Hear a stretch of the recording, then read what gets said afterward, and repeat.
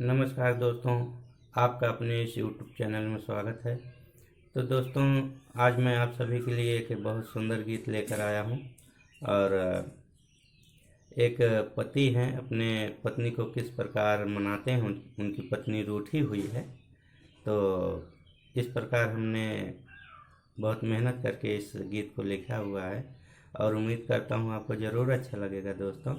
और आप सभी जानते हैं, आए दिन पति पत्नी में कुछ न कुछ होता ही रहता है।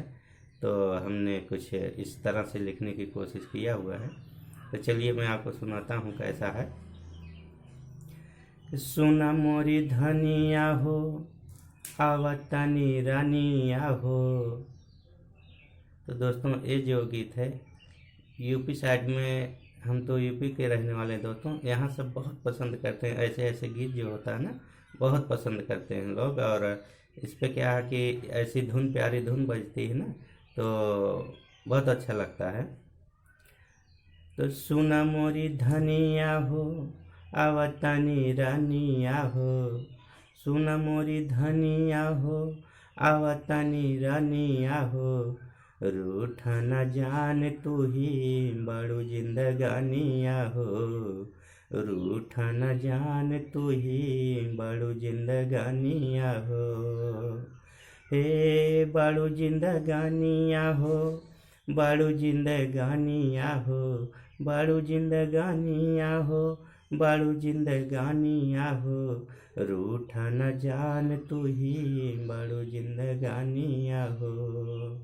कितना प्यारा शब्द है, इसमें कोई अश्लील टाइप का शब्द नहीं हमने लिया हुआ है। बहुत प्यारा गीत है दोस्तों। तो चलिए अंतरा किस प्रकार है। तोहरे से बारानी सगरो सपनावा, रूठेलू जब तू हो लागे न मनावा।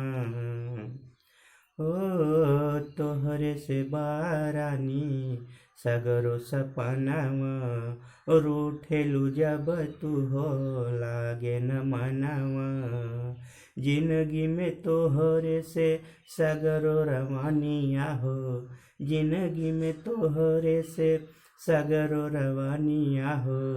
रूठा न जान तू ही बड़ू जिंदगानिया हो। रूठा न जान तू ही बड़ू जिंदगानिया हो।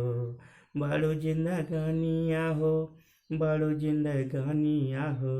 बड़ू जिंदगानिया हो, बड़ू जिंदगानिया हो। रूठा न जान तू ही बड़ू जिंदगानिया हो। रूठा न जान तू ही बड़ू जिंदगानिया हो। माना कहनावा तू अब न सतावा, दिलवा के हमारे ना गोरिया रुलावा। ओ माना कहनावा तू अब न सतावा, दिलवा के हमारे ना गोरिया रुलावा। कबहू न रूठल जाई दोनों परानिया हो। कबहू न रूसल जाई दोनों परानिया हो।